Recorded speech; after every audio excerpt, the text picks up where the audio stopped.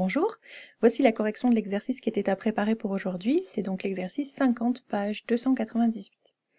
Donc dans cet exercice, on vous donnait un tableau à double entrée, donc qui concernait une agence de Pôle emploi qui étudie l'ensemble des demandeurs d'emploi selon deux critères, le sexe qui est donc en ligne, homme-femme, et la ligne marginale totale, et puis le niveau d'études en colonne, sans diplôme, bachelier, et niveau bac plus 5, avec aussi la colonne marginale totale.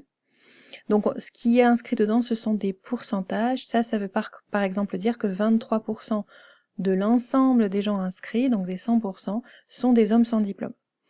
On prend la fiche d'un demandeur d'emploi au hasard et on note F, c'est celle d'une femme, S, c'est sans diplôme, B, bachelier et D, bac plus 5. Déterminer les probabilités suivantes. Donc première question, c'était P de B.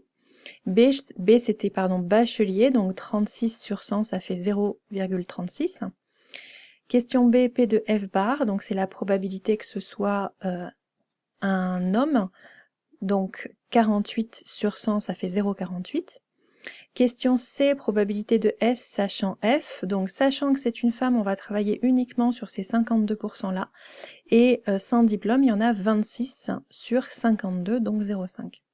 Question D, P de F bar sachant D, donc D c'est bac plus 5, donc on va travailler uniquement dans cette colonne-là. F bar c'est un homme, on a donc 9 sur 15, 0,6 pour P de F bar sachant D.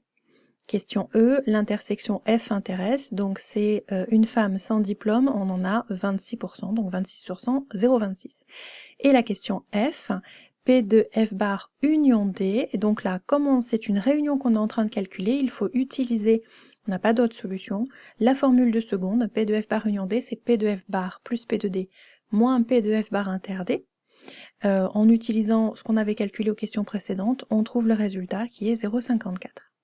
Dernière question, est-ce que les événements F et B sont indépendants? Donc on a plusieurs façons de faire. En regardant ce qui avait été calculé à la première question, moi j'ai décidé de regarder P de B qui est de 0,36 et P de B sachant F que je recalcule avec le tableau 20 sur 52, 5 13e qui est différent de 0,36. Donc P de B sachant F est différent de P de B, ce qui signifie que les deux événements ne sont pas indépendants.